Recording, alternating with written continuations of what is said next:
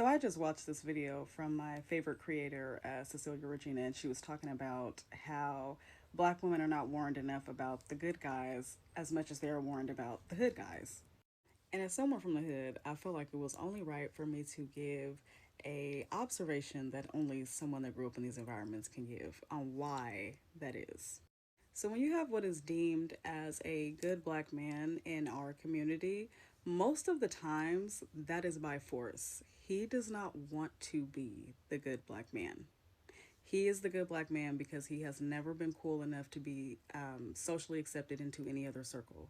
And he has never been the cool guy in the gang. He's never been the cool guy that sold drugs. He's never been the cool rapper. He has never fit into any of the cool boxes that are very prevalent in our community. And I'm not trying to be anti black, but I'm just being real about what is glorified in our community, right? So this quote unquote good man is has become a good man by default. And deep down, he resents that. And he wants to be like these other cool guys.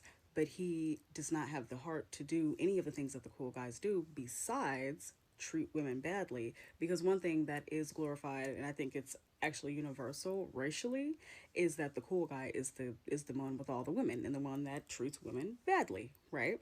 So, in order for this black man to feel validated or to feel cool or as if he is like them, the only way that he can do that is to treat his woman badly or to treat women badly, have a bunch of kids, be abusive to women, because he is not going to do any of the other things. Now, why most black women continue to choose the hood guy over this man is because the difference is with the hood guy, he already has all that validation, right? And whether that's right or wrong, or you support it or you don't, he's not trying to get validation from other men anymore because he already has. The hood dude has already done everything that he needs to do to prove himself to the streets to get the respect that he wants as a man. So if he wants to get a wife and settle down, he does not care what nobody thinks because he already has his respect. Versus the good guy who never had the respect to begin with, and now you're going to go. Now you know we know how men get treated when they treat their woman good. We know it. We see what they do to Russell Wilson. How dare he love his wife, right? But think about that to a man who has already always been invalidated. He never joined the gang that he wanted to join. His friend did. He couldn't do that. He had to go home and study. So I think that's why a lot of times these good black men turn out to be so much worse than the Pookies and the Ray Rays because, yes, he's great on paper, but he hates that inside. And he wants to be like that. He wants to be those men. And dogging a woman out is the only way that he's going to be like those men. And it's as close as he's going to get to his hood rapper fantasy dream that he has. The community shouldn't be that way, but however, acceptance starts at home. And I said that like 3 different fucking times in the video. And that's why I don't understand why some guy would go make a whole YouTube video about me like I was the one saying that doing that is cool.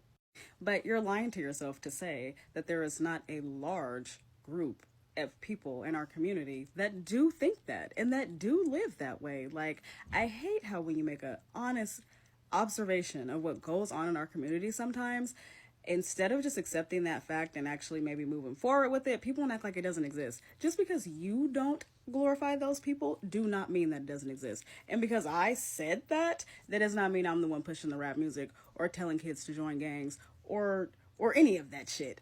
I just see it happening. I just think so many guys got triggered with me using the comparisons that they didn't realize that that's just all that it was, comparisons. I feel like being from the hood or not being from the hood does not make you a good or a bad person automatically. There is more that goes into being a good person than whether you joined a gang or not when you were a kid. And this is really what it boils down to. Do not date a man who is not respected. It does not matter their archetype.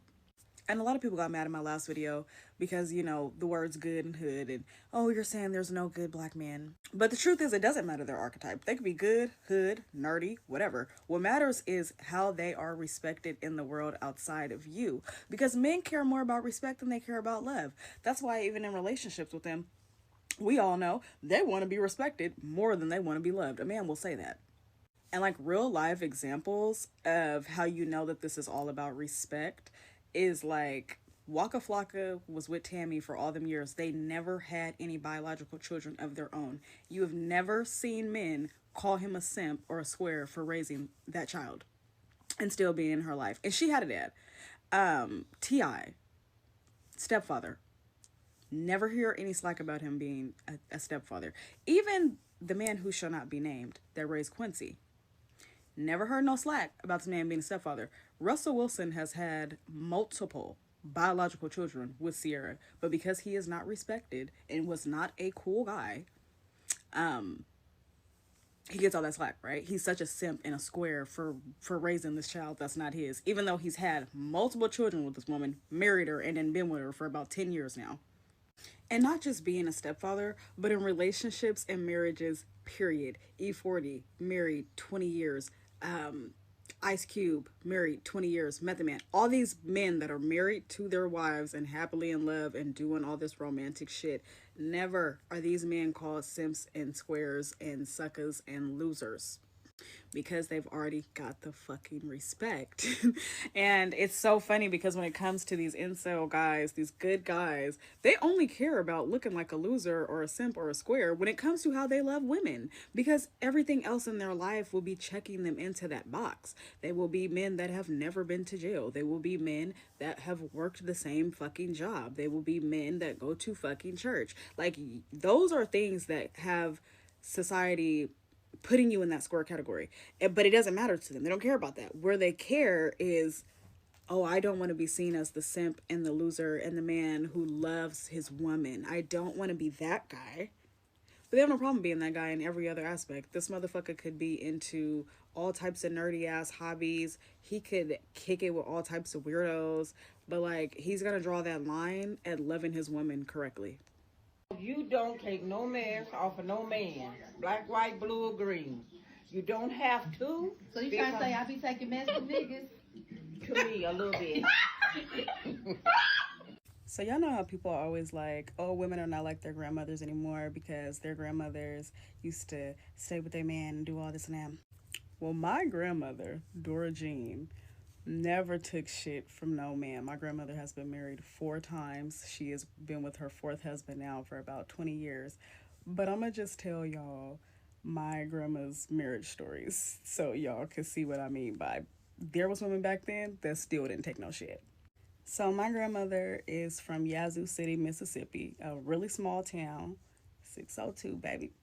And her first husband, Robert, he worked a good job and stuff, but he had a drinking problem.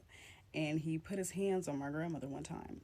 So she stabbed him, hit him with the refrigerator. And this is what the kids tell me. And then she put him in jail. No, my grandmother was such a little sneaky, smart lady. See, my grandmother was studying law. And what she did was when he was in jail, she put a ad in the newspaper and said that he was missing.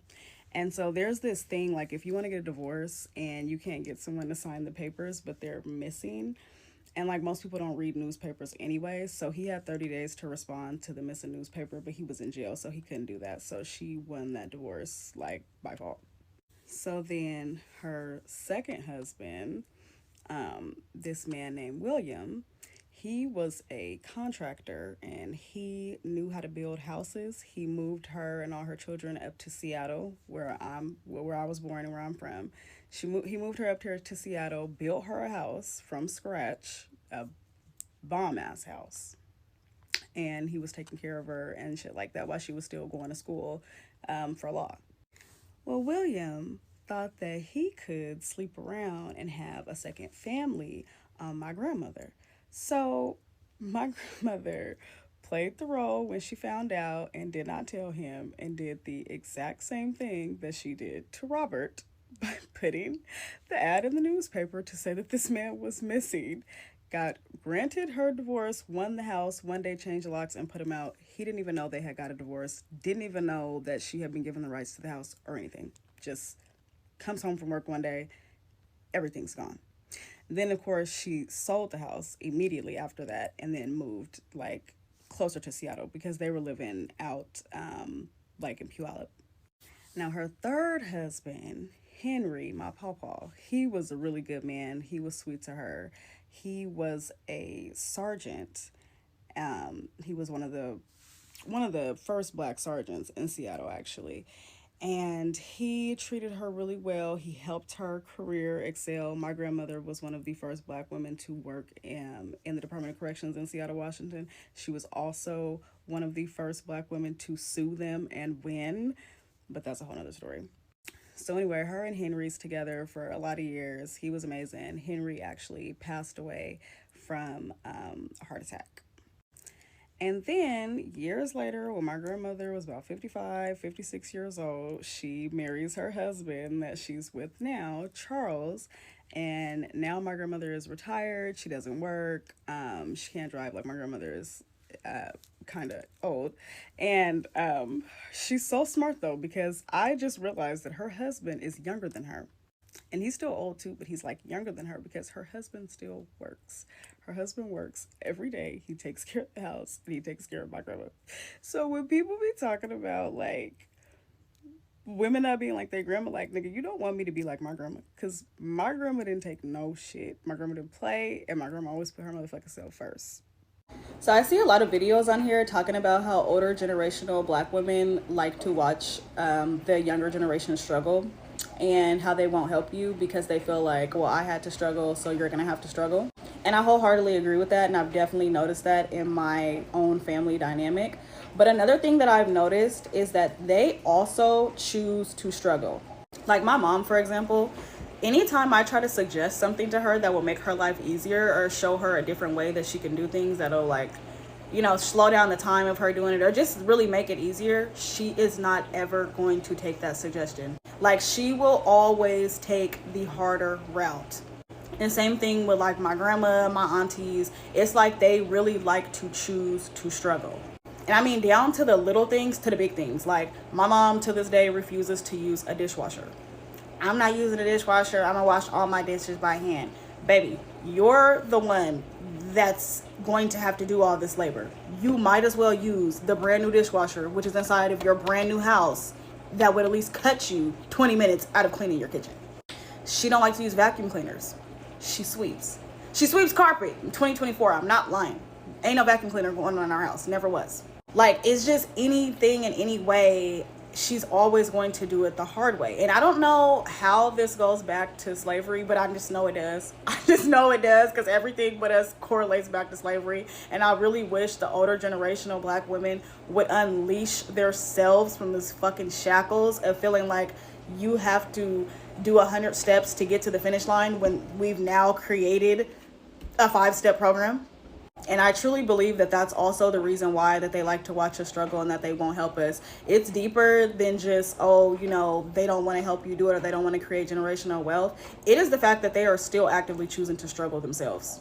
Like, I want y'all to think about the older black women in your life that you know. Think about any time you have tried to show them something new that really helped them, and think about their outcome and think about how they really rather have chose to take the long route that they've been doing for generation instead of just doing the shit that